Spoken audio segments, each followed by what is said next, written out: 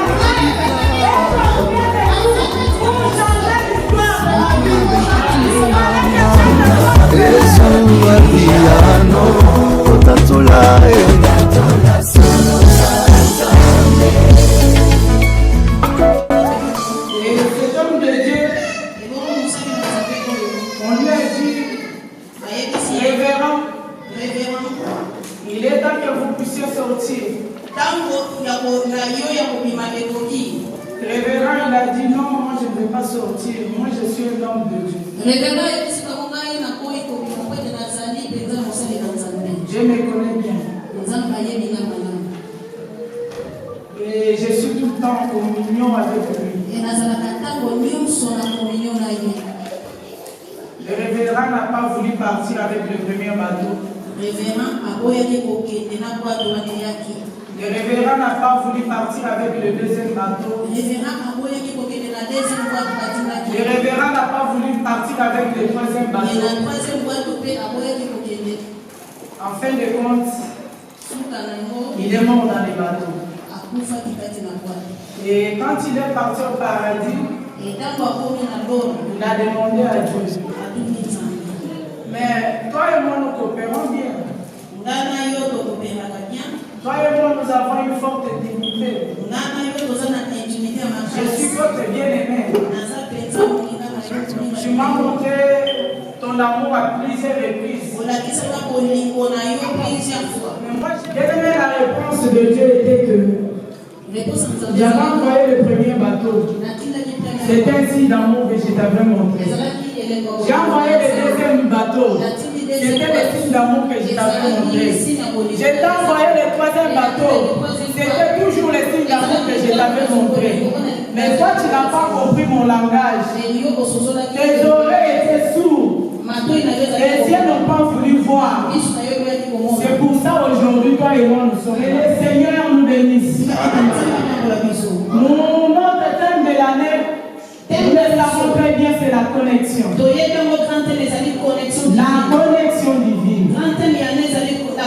divine. Oh bien-aimé, on nous a déjà donné les significations, les explications. On nous a vraiment beaucoup prêché là-dessus.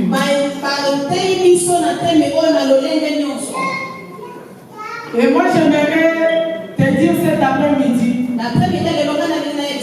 les gens qui sont dans la connexion, ce sont des femmes, ce sont des hommes qui sont audacieux. Ce sont des hommes, ce sont des femmes qui sont déterminés.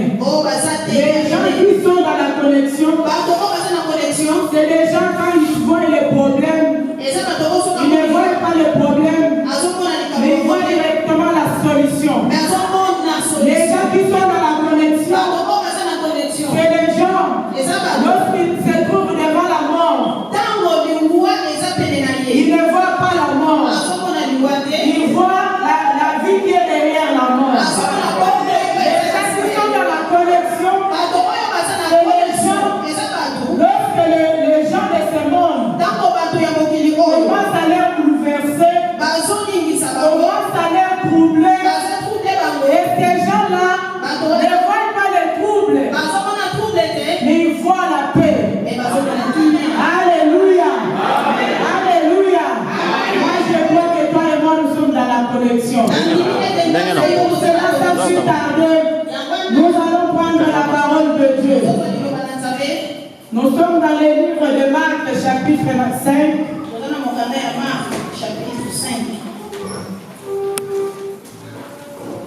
On peut nous balancer déjà Marc 5, 24 jusqu'à 34. Marc 5, 24 jusqu'à 34.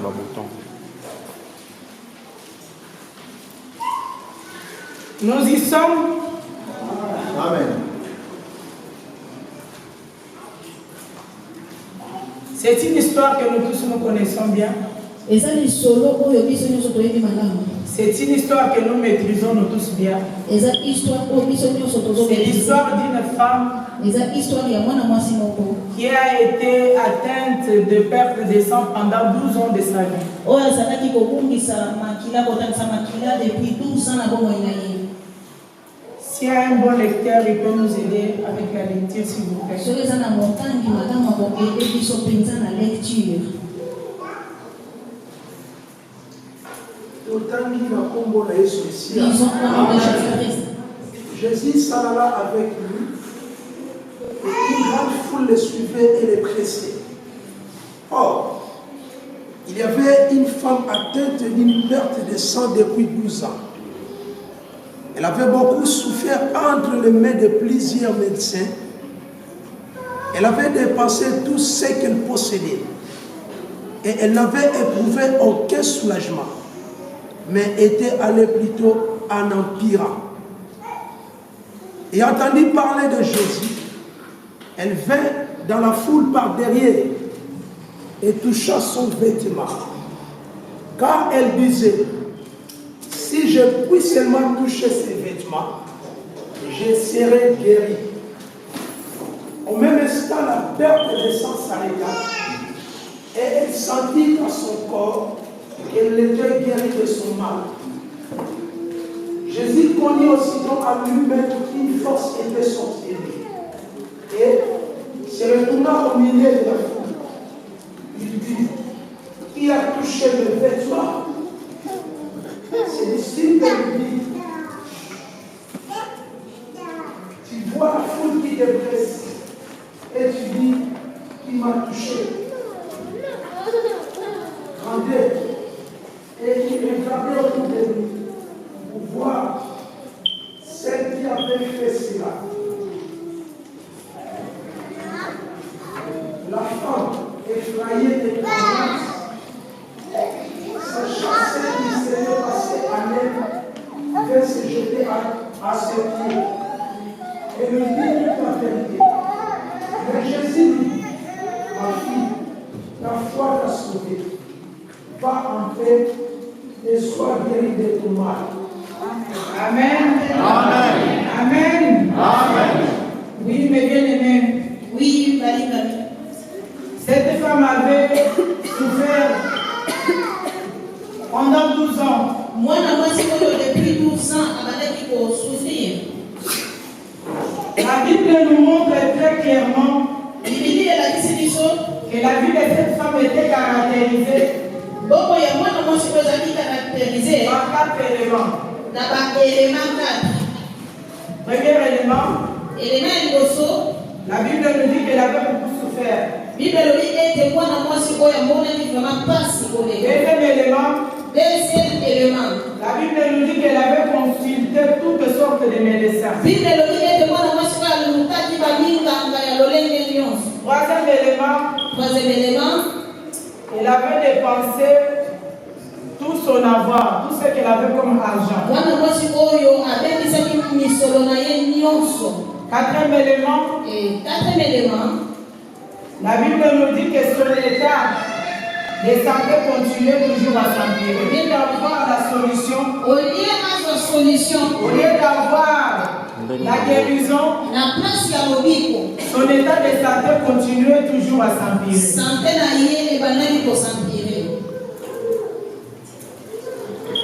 Bien-aimé, bonjour. Il y avait un homme qui était en train de passer dans la ville où s'est trouvée cette femme. Bien-aimé, cette femme a entendu parler d'un homme. Partout cet homme passait, il y avait des miracles. Partout cet homme passait, il y avait des prodiges. y avait des résurrections. Mais pour que cette femme puisse entendre l'écho de sa bénédiction, il fallait premièrement que cette femme commence à faire taire toutes les pensées, toutes les voix qui montaient dans sa tête.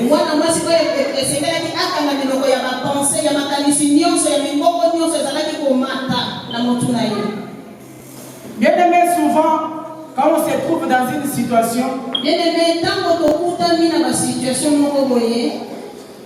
on cherche les coupables.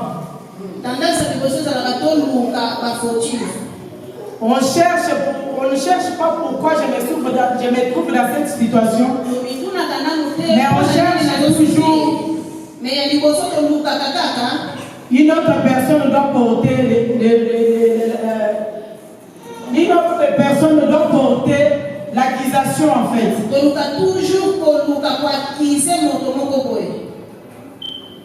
C'est pour cela qu'elle a demeuré dans sa souffrance. Dans sa tête, elle se disait, si je me trouve dans cette situation, c'est parce que mon oncle là qui est riche n'a pas voulu m'aider. Si je me trouve dans cette situation, c'est parce que ma tante là, qui a beaucoup de biens, n'a pas voulu me soutenir. Si je me trouve dans cette situation, c'est peut-être le mari que j'avais, comme celui qui m'a abandonné. C'est pour cela qu'aujourd'hui je suis dans la souffrance. Et le Seigneur dit en elle-même, si ma famille ne m'avait pas rejeté, peut-être au milieu de ma famille,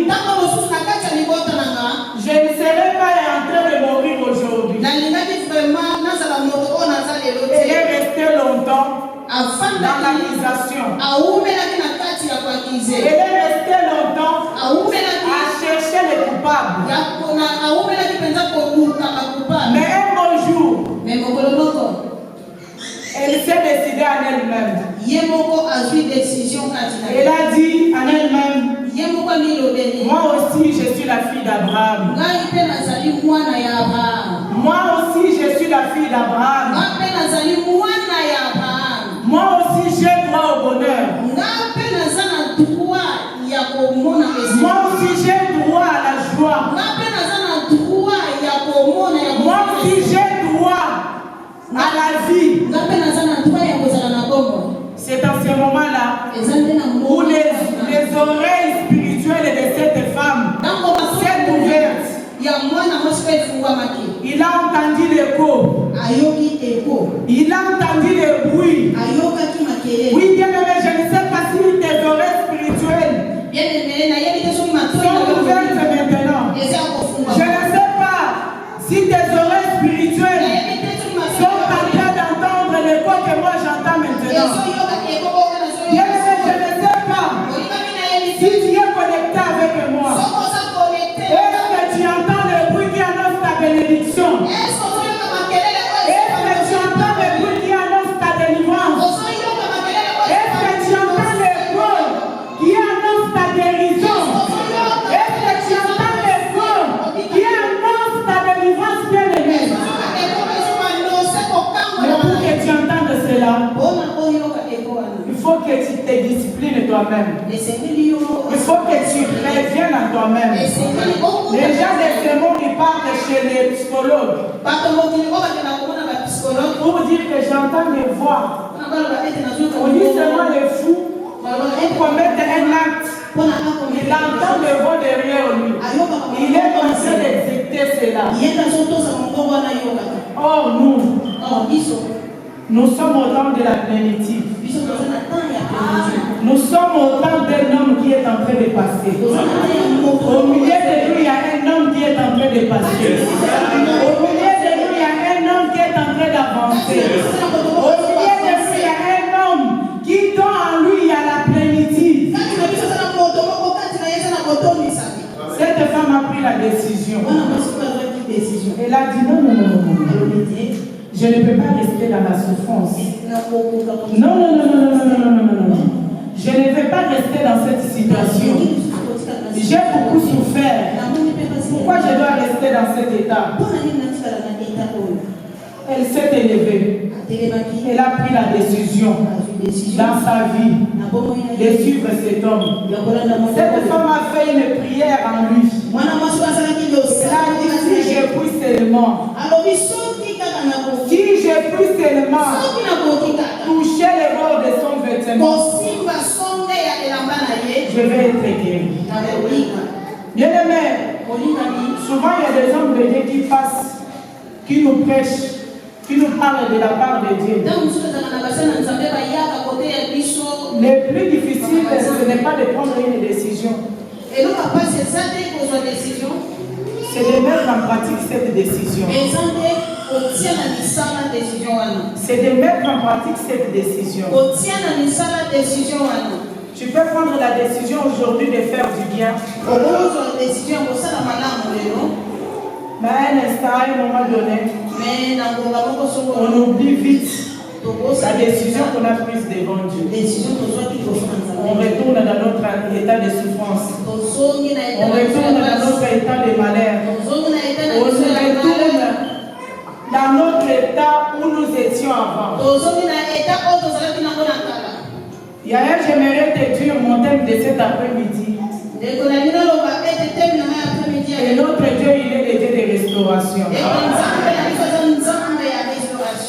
J'aimerais te dire que notre Dieu, il est le Dieu de restauration. Mais pour que tu vives la restauration dans ta vie, il faut que tu commences à écouter la voix du Saint-Esprit. Pour que tu vives la restauration dans ta vie, il faut que tu commences par prendre une décision. Pas une décision qui te sera donnée par quelqu'un, mais la décision qui va venir au fond de toi-même. Cette décision, quand tu vas prendre, c'est là où tu auras ce dont ton cœur désire.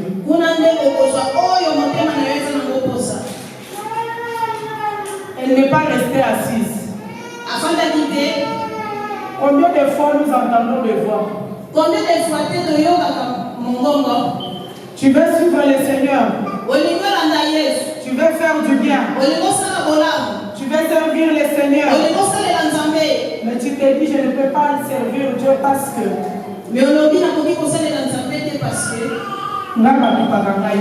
Moi, personne ne regarde.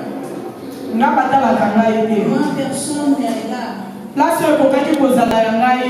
où tu pouvais mettre le mien, c'est la place où quelqu'un d'autre a. Mais j'aimerais te dire, bien-aimé, notre Dieu ne vient pas ni en retard, ni en avance. Dieu vient au moment opportun. Dieu fait chaque chose bonne à son temps. Si toi tu te décides de faire le bien, le Seigneur sera avec toi. Le Seigneur ne t'abandonnerait pas, il serait avec toi. Il va te soutenir dans toutes les bonnes décisions que tu auras à prendre. Amen. Il y a eu la première des choses. Cette femme était condamnée aussi par la loi. Et donc, mon source, c'est la idée de moi, condamné à mes pères. C'est le deuxième point plutôt. Le premier point, c'était les pensées. C'était une personne qui était bloquée dans ses pensées. C'était une personne qui voyait les temps viennent des autres personnes. Les problèmes ne venaient pas de lui, mais venaient des autres. C'est pour cela qu'elle était bloquée. Deuxième point.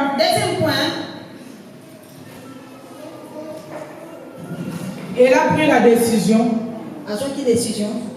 de s'élever et de suivre l'Éternel. Non seulement de suivre Dieu, mais de toucher le Seigneur de gloire. Nous venons souvent à l'église. Mais nous ne prenons jamais la décision de toucher l'Éternel. Nous ne prenons jamais la décision de toucher le Seigneur. Comment nous pouvons toucher Dieu? Comment nous pouvons toucher le Seigneur? On peut nous lire en Lévitique 15, 19 à 33. La femme qui aura un fils de sang séché, restera 7 jours à son éternel. Amen. La Bible nous montre bien que cette femme était aussi bloquée par la loi de Moïse.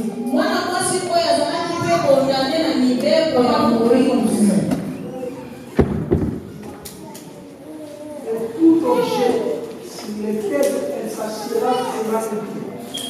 Partout cette femme touchée, cet endroit devenait directement impur.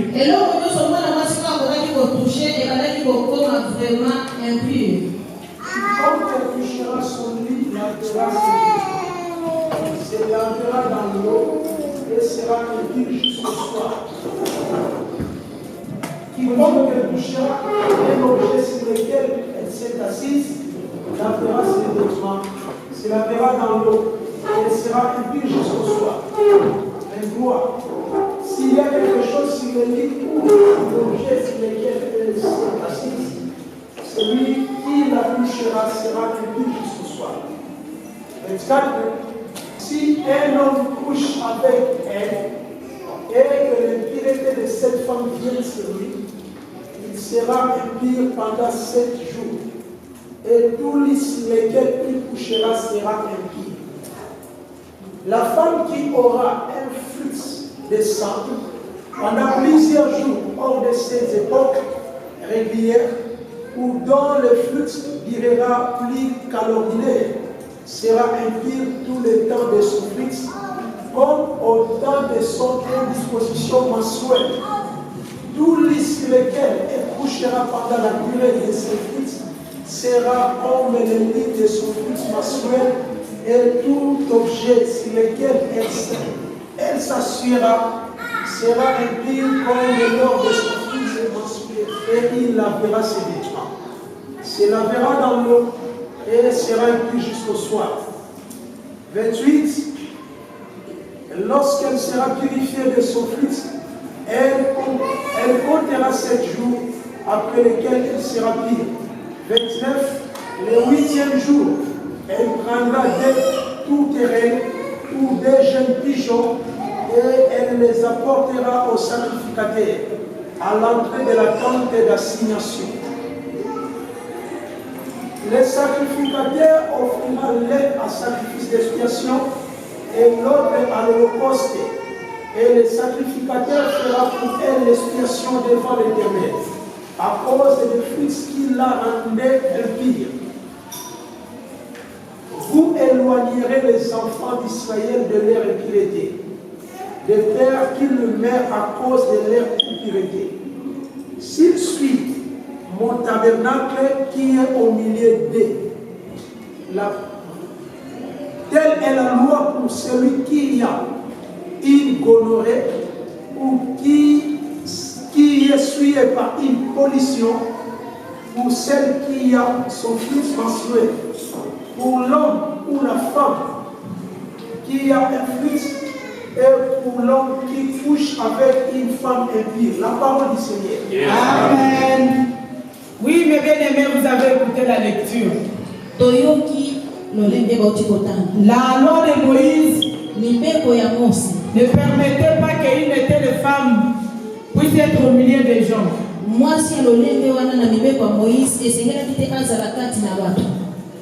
C'était une personne qu'on devrait éloigner. C'était une personne qu'on ne devrait pas s'approcher. C'était une personne touchée qu'il touchait, il fallait les sanctifier, il fallait les purifier.